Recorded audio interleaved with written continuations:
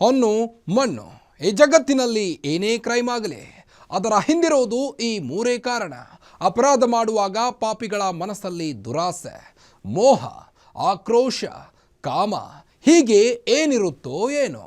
ಆಗಬಾರ್ದುವಾಗಿ ಸಿಕ್ಕಿಬಿದ್ದ ಮೇಲೆ ಪ್ರತಿಯೊಬ್ಬ ಅಪರಾಧಿಗೂ ಅನ್ನಿಸೋದು, ಮನಸ್ಸಿನಲ್ಲಿ ಕಾಡೋ ಮೊದಲ ಮತ್ತು ಕೊನೆಯ ಪ್ರಶ್ನೆ ಒಂದೇ, ಇದೆಲ್ಲ ಬೇಕಿತ್ತ?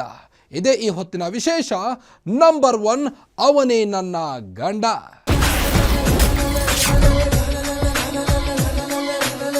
ಇಲ್ಲಿ ಒಬ್ಬ ಹುಡುಗನ ಮದುವೆ ನಡೀತಾ ಇತ್ತು.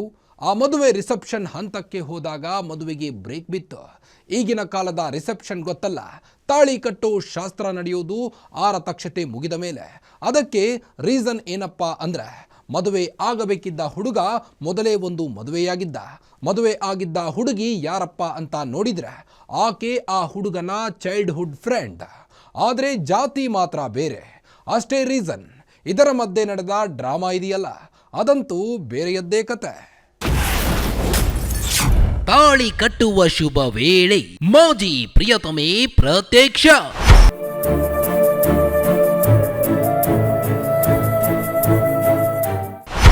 ಹಿಂಗಾಗಿ ನನಗೆ ಮೋಸ ಆಗಿದೆ, ನನಗೆ ನ್ಯಾಯ ಕೊಡಿಸಿ.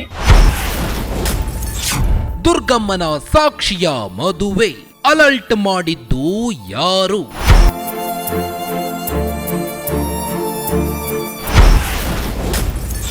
ನಿಂತು ಹೋಯ್ತು ಮದುವೆ, ಮುಂದೇನಾಯ್ತು? ಇವತ್ತು ನಾಳೆ ಅಂತ ಹೇಳಿ ಫೋನಲ್ಲಿ ಹೇಳ್ತಾ ಅದು ರಿಲೇಶನ್ಶಿಪ್ಪಲ್ಲಿ ಮದುವೆ ಮಾಡ್ಕೊಂಡಿದ್ದಾನೆ.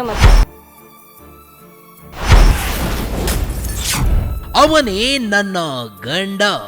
ಈ ಮದುವೆ ಮನೆ ನೋಡ್ರಿ, ರಾಯಚೂರಿನಲ್ಲಿ ನಡೆಯುತ್ತಿದ್ದ ಈ ಮದುವೆ ಅದ್ದೂರಿಯಾಗಿ ನಡೀತಾ ಇತ್ತು. ಅದೇನ್ ಚಂದ ಅಲಂಕಾರ, ಅದೇನ್ ವೈಭವ, ಅದೇನೇನ್ ಸ್ಪೆಷಲ್ ಊಟ ತಿಂಡಿ, ಬಂದವರು ಕೂತ್ಕೊಳ್ಳೋಕೆ ಅದೆಂತ ಕುರ್ಚಿಗಳು.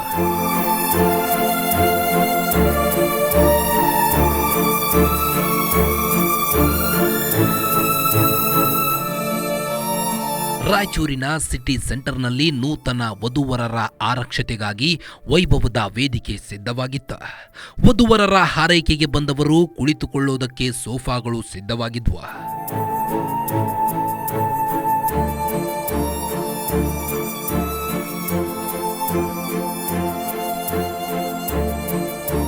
ಆದರೆ ಅವರೆಲ್ಲ ಮದುವೆ ಛತ್ರದಿಂದ ನೇರವಾಗಿ ರಾಯಚೂರು ಮಹಿಳಾ ಪೊಲೀಸ್ ಸ್ಟೇಷನ್ನಿನ ಎದುರು ನಿಲ್ಲುವಂತೆ ಮಾಡಿದ್ದವಳು ಒಬ್ಬ ಹುಡುಗಿ. ಏಕೆಂದರೆ ಆಕೆ ಇಲ್ಲಿ ಒಂದು ಹುಡುಗಿಯ ಬಾಳಿಗೆ ಗಂಡನಾಗಿ ಎಂಟ್ರಿ ಕೊಡಬೇಕಿದ್ದವನ ಮಾಜಿ ಪ್ರೇಯಸೆ. ತಾಳಿ ಕಟ್ಟೋ ಶುಭ ವೇಳೆಯಲ್ಲಿ ಅವಳು ಬಂದಳು.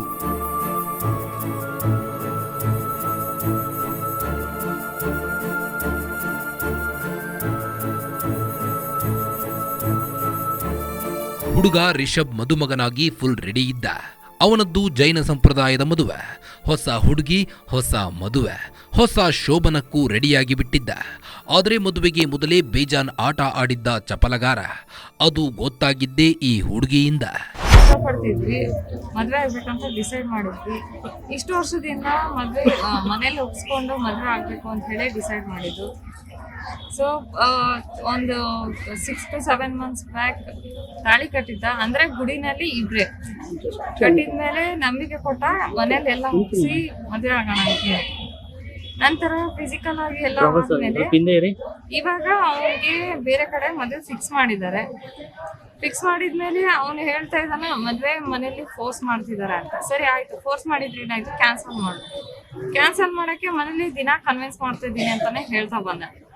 ಈ 1 week ಇಂದ ಸರಿಯಾಗಿ ಕಮ್ಯುನಿಕೇಶನ್ ಇಲ್ಲ. ಒಂದು ಸ್ವಲ್ಪ ದಿನದಿಂದ ಫೋನ್ ಇಲ್ಲ, ವಾಟ್ಸಪ್ ಇಲ್ಲ, ಏನು ಇಲ್ಲ.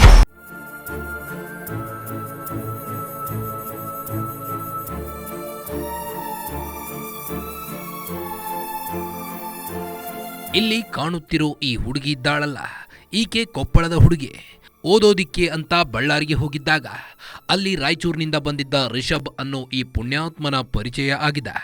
ಕೈಯಲ್ಲಿ ಪುಸ್ತಕ ಹಿಡ್ಕೊಂಡು ಓದೋ ಅಂದ್ರೆ ಈತ ಈ ಹುಡುಗಿಯ ಹಿಂದೆ ಲವ್ ಲವ್ ಲವ್ ಅಂತ ಸುತ್ತಿದ್ದಾನೆ. ಹುಡುಗನ ಪ್ರೀತಿಗೆ ಈ ಹುಡುಗಿನೂ ಸರೆಂಡರ್ ಆಗಿದ್ದಾಳೆ. ಅದು ಯಾವ ಲೆವೆಲ್ಲಿಗೆ ಹೋಗಿದೆ ಅಂದ್ರೆ ಪ್ರೀತಿಯ ಹೊಳೆಯಲ್ಲಿ ಮಿಂದೆದ್ದ ಹುಡುಗ ಹುಡುಗಿ ಪ್ರೀತಿಯಲ್ಲಿ ಸ್ವಲ್ಪ ಜಾಸ್ತಿನೇ ಕಂಪ್ಲೀಟ್ ಮುಳುಗಿಬಿಟ್ಟಿದ್ದಾರೆ. ಸೊ ಕಮ್ಯುನಿಕೇಶನ್ ಇಲ್ಲ, ಏನೂ ಇಲ್ಲ. ಸೊ ಹಾಗಾಗಿ ನಾನು ಡೈರೆಕ್ಟ್ ಆಗಿ ವುಮೆನ್ ಪೊಲೀಸ್ ಸ್ಟೇಷನ್ಗೆ ಬಂದಿದ್ದೀನಿ. ನ್ಯಾಯ ಕೊಡಿಸ್ರಿ ಅಂತ ಹೇಳಿ. ನನಗೆ ಅವನೇ ಬೇಕು ಅಂತ ಹೇಳಿ ಕೇಳ್ತಾ ಇರೋದು. ನನ್ನ ಮದುವೆ ಆಗಿದ್ದಾನೆ. ಮೇಡಮ್, ನಿಮ್ಮ ಪರಿಚಯ ಹೆಂಗಾಯ್ತು? ಸರ್, ನಮ್ಮ ಪರಿಚಯ ನಾವು ಚಿಕ್ಕವರಿದ್ದಾಗಿಂದನೇ ಪರಿಚಯ. ಅಜ್ಜಿ ಮನೆಯಲ್ಲಿ ಬೆಳೆದಿದ್ದಲ್ವಾ, ಹಾಗಾಗಿ ನಮಗೆ ಅವರಿಗೆ ಪರಿಚಯ ಆಗಿತ್ತು. ಅಲ್ಲ, ನಿಮ್ದು ಯಾವ ಊರು, ಅವ್ರದ್ದು ಯಾವ ಊರು? ಸಿರುಗುಪ್ಪ ಅಂತ ಹೇಳಿ ಸರ್. ಅವ್ರದ್ದು ಅವ್ರದ್ದು ಅಂದ್ರೆ ಅಜ್ಜಿ ಮನೆಯಲ್ಲಿ ಸಿರುಗುಪ್ಪನೇ, ಅವ್ರದ್ದು ಸಿರುಗುಪ್ಪ. ಇವಾಗ ಅವ್ರು ಇರೋ ಪ್ರೆಸೆಂಟ್ ಅಲ್ಲಿ ಮೇಡಮ್? ಪ್ರೆಸೆಂಟ್ ರಾಯಚೂರಿನಲ್ಲಿ ಇರ್ತಾರೆ. ನಾನು ಡಿಗ್ರಿ ರಾಯಚೂರಿನಲ್ಲೇ ಮುಗಿಸಿದ್ದೆ. ಏನ್ ಮಾಡ್ತಾರೆ ಮೇಡಮ್ ಅವರು? ಅವ್ರದ್ದು ಬಿಸ್ನೆಸ್ ಇದೆ ಸರ್. ರಿಷಬ್ ಮಾತಿಗೆ ಮರುಳಾಗಿ ಕೈಕೊಟ್ಟಿದ್ದ ಪ್ರಿಯತಮೆ. ಮದುವೆ ಆಗ್ತೀನಿ ಅಂತ ದುರ್ಗಮ್ಮನ ಸಾಕ್ಷಿ ಹೇಳಿದ್ದ. ದುರ್ಗಮ್ಮ ತಾಯಿಯ ಎದುರು ತಾಳಿಯನ್ನು ಕಟ್ಟಿದ್ದ. ಗೊತ್ತಾಯ್ತಲ್ಲ, ಹುಡುಗನು ಚಿಕ್ಕ ವಯಸ್ಸಿನಿಂದ ಹುಡುಗಿಯನ್ನ ನೋಡಿದ್ದವನ. ರಿಷಬ್ನ ಮಾತಿಗೆ ಪ್ರೀತಿಗೆ ಎಷ್ಟರ ಮಟ್ಟಿಗೆ ಮರುಳಾಗಿದ್ದಾಳೆ ಹುಡುಗಿ ಅಂದ್ರೆ ಈತನಿಗೆ ಕೇವಲ ಮನಸ್ಸನ್ನಷ್ಟೇ ಅಲ್ಲ, ಹೃದಯವನ್ನಷ್ಟೇ ಅಲ್ಲ, ಸರ್ವಸ್ವವನ್ನು ಒಪ್ಪಿಸಿದ್ದಾಳೆ. ಅಂದರೆ ಅವರು ಓದೋದಕ್ಕೆ ಅಂತ ಸ್ಟಡೀಸಿಗೆ ಹೋದಾಗ ಅವರು ಪರಿಚಯ ಆಗಿದೆ. ಮೊದಲಿಂದನೂ ಚಿಕ್ಕವರಿದ್ದಾಗಿಂದನೂ ಒಂದು ಸ್ವಲ್ಪ ಪರಿಚಯ ಇತ್ತು. ಮೊದಲು ಬೆಳೀತಾ ಬೆಳೀತಾ ಆಗಾಗ ಅವರು ಊರಿಗೆ ಹೋದಾಗ ಒಂದು ಸ್ವಲ್ಪ ಪರಿಚಯ ಆಗಿ, ಕಾಲೇಜಿಗೆ ಹೋದಾಗೂ ಒಬ್ರನ್ನೊಬ್ಬರು ಒಂದೇ ಊರಲ್ಲಿ ಬಂದಾಗ ಅವರೆಲ್ಲ ಪರಿಚಯ ಆಗಿ ಫ್ರೆಂಡ್ಸು ಅಂತ ಹೇಳಿ ಫ್ರೆಂಡ್ಸ್ ಆಗೇ ಇರೋಣ ಅಂತ ಹೇಳಿದ್ರೇನು ಇಲ್ಲ, ನಾನು ಎಷ್ಟೊತ್ತಿದ್ರು ನಮ್ಮ ತಂದೆ ತಾಯಿನ ಒಪ್ಸಿನೇ ಮದುವೆ ಮಾಡ್ಕೋತೀನಿ, ನಾನು ನಮ್ಮ ತಂದೆ ತಾಯಿನ ಒಪ್ಪಿಸ್ತೀನಿ, ಮದುವೆ ಮಾಡ್ಕೊಳ್ಳೋಣ ಅಂತ ಹೇಳಿ ಆಮೇಲೆ ಬೇರೆ ಕಡೆ ಕರ್ಕೊಂಡು ಹೋಗಿ ಮದುವೆ ಮಾಡಿಕೊಂಡು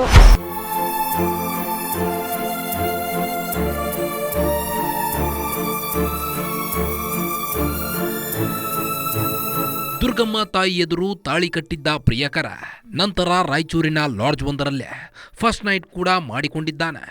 ಇವಾಗ ಮದುವೆ ಆಗಿದ್ದಾರೆ. ಮದುವೆಗೆ ಎಷ್ಟು ದಿನ ಆಯ್ತು? 7 months ಮೇಲೆ ಆಯ್ತು. ಸೊ ಹಾಗಾಗಿ ದೈಹಿಕ ಸಂಪರ್ಕನೂ ಆಗಿದೆ. ಇವಾಗೆಲ್ಲ ಯೂಸ್ ಮಾಡ್ಕೊಂಡು ಇವಾಗ ಮನೇಲಿ ಫೋರ್ಸ್ ಮಾಡ್ತಾ ಇದ್ದಾರೆ ಅಂತ ಬೇರೆ ಹುಡುಗಿನ ಮಾಡ್ಕೊಳೋದು ಸರಿ ಇಲ್ಲ ಅಂತ ಹೇಳಿ ಅದು 2ನೇ ಮದುವೆ ಅಂತ ಹೇಳಿ ನಾನು ಕನ್ಸಿಡರ್. ಲಗ್ನ ಇದೆ ಅಂತ ನಿಮ್ಗೆ ಗೊತ್ತಾಯ್ತು? ನನಗೆ ಒಂದು ವಿಡಿಯೋ ಥ್ರೂ ಗೊತ್ತಾಯ್ತು ಇನ್ಸ್ಟಾಗ್ರಾಮ್ ಪೇಜ್ನಲ್ಲಿ ಒಂದು ಸ್ವಲ್ಪ ದಿನದ ಹಿಂದೆ. ಹಾಗಾಗಿ ನಾನು ಇನ್ನು ಬಹಳ ದಿನ ಉಳಿದಿಲ್ಲ, ನನಗೆ ಕಮ್ಯುನಿಕೇಶನ್ ಇಲ್ಲ ಅಂತ ಹೇಳಿ ನಾನು ಡೈರೆಕ್ಟ್ ಆಗಿ ಪೊಲೀಸ್ ಸ್ಟೇಷನ್ಗೆ ಬಂದು ನ್ಯಾಯ ಕೇಳ್ತಾ ಇದ್ದೀನಿ. ಫಸ್ಟ್ ಕೇಳಿದ್ರಿ ಏನಂದ್ರು ಅವರು? ಅವರು ಫಸ್ಟಿಗೆ ಕೇಳಿದಾಗ ನಾನು ನಿನ್ನೆ ಮಾಡ್ಕೊತೀನಿ ಅಂತಾನೆ ಹೇಳಿದ್ರು. ಸೊ ಮನೆಯವರೆಲ್ಲ ಕರ್ಕೊಂಡು ಬಂದು ಮಾತಾಡ್ಸ್ಬೇಕಾದ್ರೆ ಮಾತು ಬದಲಾಯಿಸ್ತಾರೆ. ಅಲ್ಲ, ಇವಾಗ ಬೇಡ ಅನ್ನಕ್ಕೆ ಕಾರಣ ಏನು ಮೇಡಮ್? ಮನೆಯವರು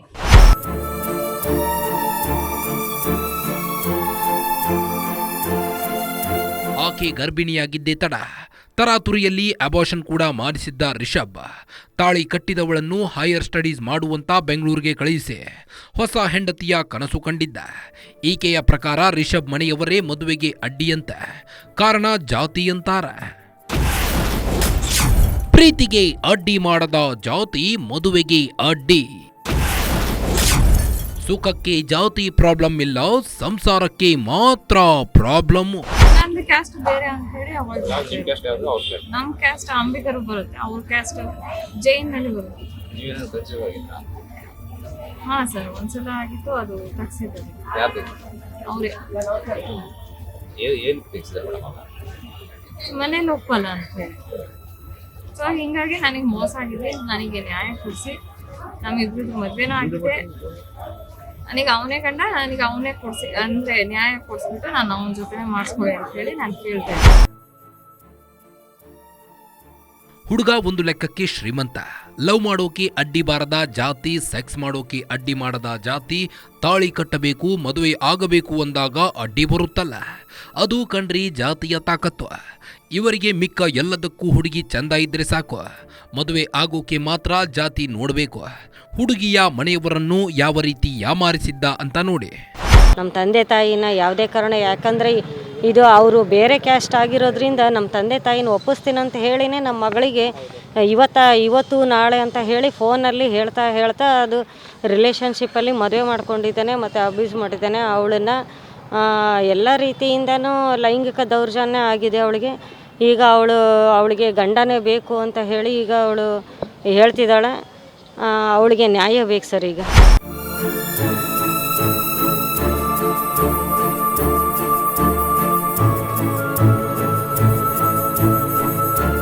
ಹೀಗೆಲ್ಲ ಇದ್ದ ರಿಷಬ್ ಗುಟ್ಟಿನ ಹೆಂಡತಿ ಬೆಂಗಳೂರಿಗೆ ಹೋದ ಬೆನ್ನಲ್ಲೇ ಉಲ್ಟಾ ಹೊಡೆದು ಬಿಟ್ಟಿದ್ದಾನೆ.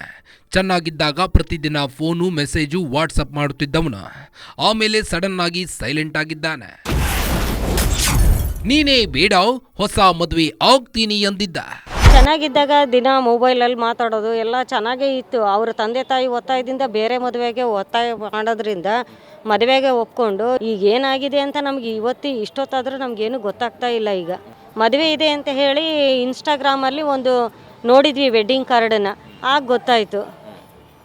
ಹಾಗೆ ಕೇಳಿದರೆ ಇಲ್ಲ ನಮ್ಮ ತಾಯಿ ನನಗೆ ನಮ್ಮ ತಾಯಿ ಒಪ್ತಾ ಇಲ್ಲ ಅಂತ ಹೇಳಿ ಅವಳನ್ನು ಅವಾಯ್ಡ್ ಮಾಡಿದ್ದಾನೆ.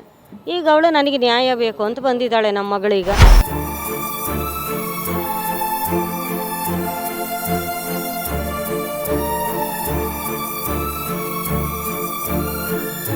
ಇನ್ನೇನು 1 ಅಥವಾ 2 ದಿನ ಯಾಮಾರಿದ್ರೆ ಆ ಹುಡುಗ ಇನ್ನೊಂದು ಹುಡುಗಿಯ ಬಾಳಿಗೂ ಕೊಳ್ಳಿ ಇಡ್ತಾ ಇದ್ದ ಏನೋ.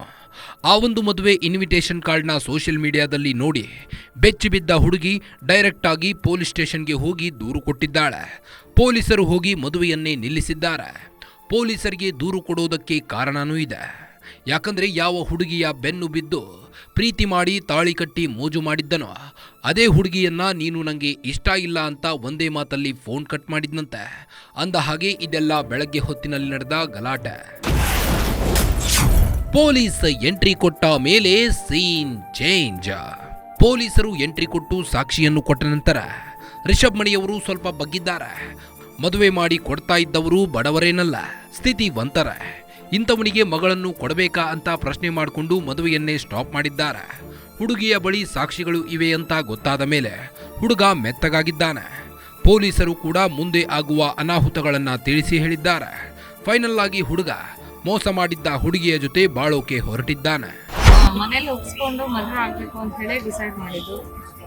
ಸೊ ಒಂದು 6 to 7 months ಬ್ಯಾಕ್ ತಾಳಿ ಕಟ್ಟಿದ್ದ. ಅಂದ್ರೆ ಗುಡಿನಲ್ಲಿ ಇಬ್ರೆ ಕಟ್ಟಿದ್ಮೇಲೆ ನಂಬಿಕೆ ಕೊಟ್ಟ, ಮನೇಲಿ ಎಲ್ಲ ಒಪ್ಸಿ ಮದುವೆ ಆಗೋಣ ಅಂತ.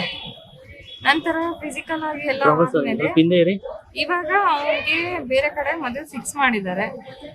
ಫಿಕ್ಸ್ ಮಾಡಿದ್ಮೇಲೆ ಅವನು ಹೇಳ್ತಾ ಇದ್ದಾನೆ ಮದುವೆ ಮನೇಲಿ ಫೋರ್ಸ್ ಮಾಡ್ತಿದ್ದಾರೆ ಅಂತ. ಸರಿ ಆಯ್ತು, ಫೋರ್ಸ್ ಮಾಡಿದ್ರೆ ಏನಾಯ್ತು, ಕ್ಯಾನ್ಸಲ್ ಮಾಡು. ಕ್ಯಾನ್ಸಲ್ ಮಾಡಕ್ಕೆ ಮನೇಲಿ ದಿನ ಕನ್ವಿನ್ಸ್ ಮಾಡ್ತಾ ಇದ್ದೀನಿ ಅಂತಾನೆ ಹೇಳ್ತಾ ಬಂದ.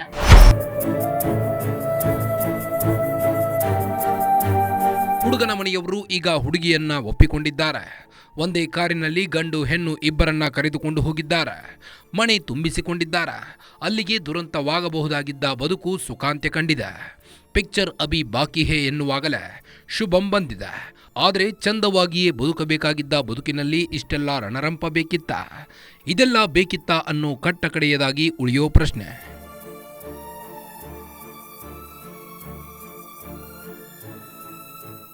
ಇದು ಲವ್ ಸೆಕ್ಸ್ ದೋಖಾ ಕತೆ.